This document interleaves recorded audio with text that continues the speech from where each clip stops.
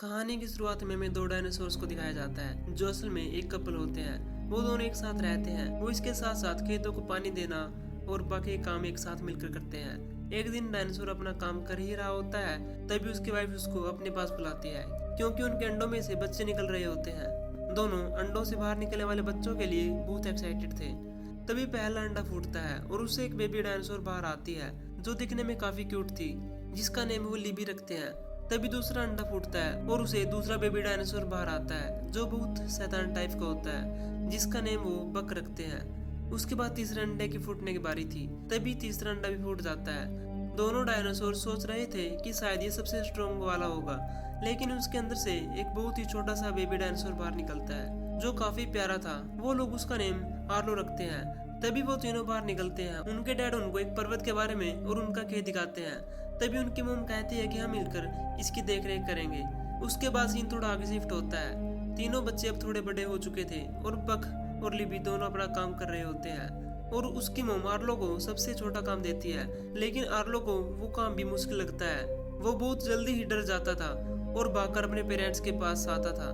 उसके बाद दोनों डायनासोर उनके बच्चे अपने लिए खाने का बंदोबस्त करने वहां से जा रहे थे और तभी उनके पेरेंट्स अपने पाँव से उस जगह पर एक निशान बनाते हैं, जिसको देखकर उनके बच्चे भी ऐसा करने लगते हैं। लेकिन उनके डैड उन बेबी डायनासोर को समझाते हैं कि ये इतना भी आसान नहीं है, पहले उनको एक बड़ा काम करना होगा, वो भी दूसरों के लिए, तभी वो अपनी छाप यहाँ छोड़ सकते हैं। और साथ ही उनके डैड ये भी कहते हैं कि मुझे यकीन है कि ऐसा दिन बहुत जल्दी आएगा। उसके बाद बक उस मैदान की सफाई कर देता है और उसको अपनी छाप छोड़ने का मौका मिल जाता है। और इसी तरह लीबी भी खेतों में काम करती है और उसे भी वो निशान बनाने का मौका मिल जाता है। अब बस आर्लो ही बचा था, इसलिए आर्लो भी कुछ अच्छा काम करने की सोचता है और वो मुर्गियों को खाना देने जाता है। लेकिन वहाँ उसको बक मिलता है जो ऐसे रिएक्ट कर रहा था जैसे वो मरने वाला हो।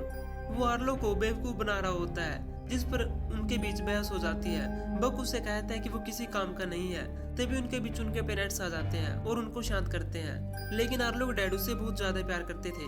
वो उसे एक जगह घुमाने भी ले जाते हैं जहाँ काफी सारे फायरफ्लाइज होते हैं। उसके बाद वो सुबह देखते हैं कि उनका खाना चोरी हो चुका था। आर्लो को उसके डैड उस चोर को पकड़ने का काम देते हैं, जिसके बाद वो अपनी छाप वहाँ छोड़ सकता था।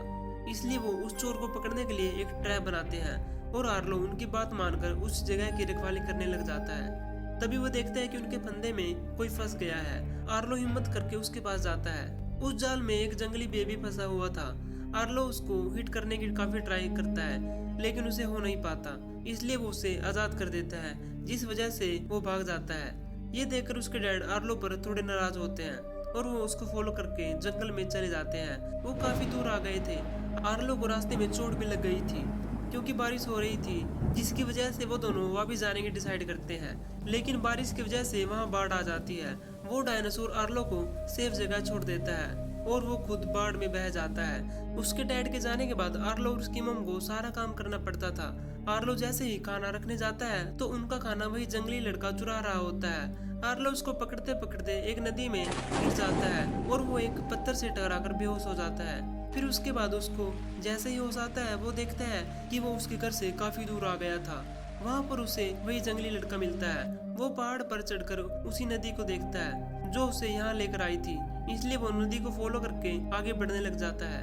अब उसे चलते चलते भूख भी लग चुकी थी, इसलिए वो फल खाने की कोशिश करता है, लेकिन वो फिसल कर गिर जाता है और उसका पाँव पत्थरों के बीच फंस जाता है और वहीं पर उसे रात भी हो जाती है। अगले दिन वो वहाँ से निकल जाता है क्योंकि उसकी मदद उसी जंगली लड़के ने की थी।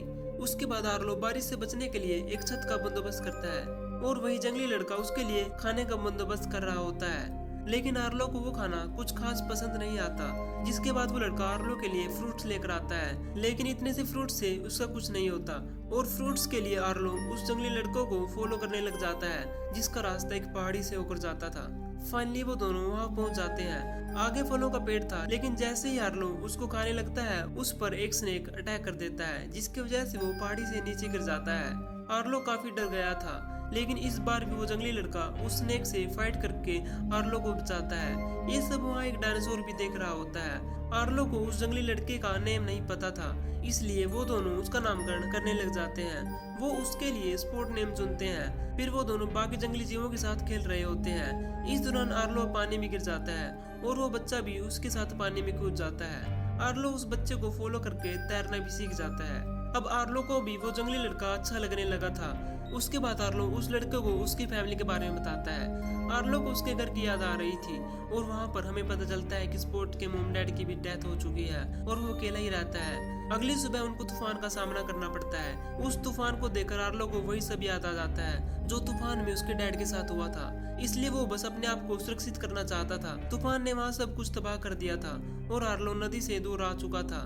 वहाँ पर उसको एक बर्ड्स का ग्रुप दिखता है। आर्लो उनसे पंजा पर्वत का रास्ता पूछता है जहाँ उसका घर था, लेकिन उन पक्षियों के बिहेव को देखकर आर्लो काफी डर जाता है। जिसके बाद वो बर्ड्स स्पॉट को भी खाने की कोशिश करते हैं, इसलिए वो अपनी जान बचाकर भागने लग जाते हैं।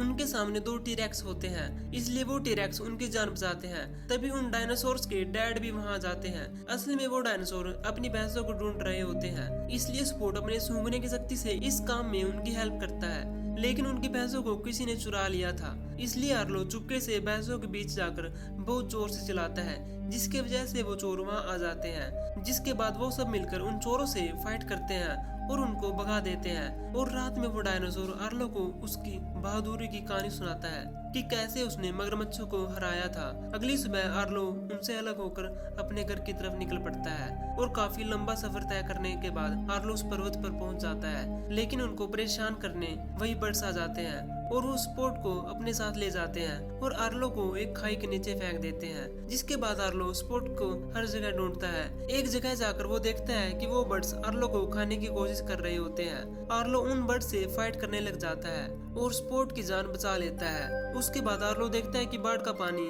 उनकी तरफ बढ़ रहा था। जिसके बाद वो दोनों पानी में बहकर एक झरने से नीचे गिर जाते हैं, लेकिन आर्लो किसी तरह स्पॉट को बचा लेता है। उसके बाद स्पॉट अपने पेरेंट्स को देखता है जो अब तक ये समझ रहा था कि वो मर चुके हैं, और आर्लो स्पॉट को आखिरी अलविदा बोलता है। और फाइनली आर्लो भी अपने घर पहुंच जाता है और अपनी फैमिली से मिलता है और साथ ही उस पत्थर पर अपनी छाप छोड़ता है। और इसी के साथ ये मूवी खत्म हो जाती है।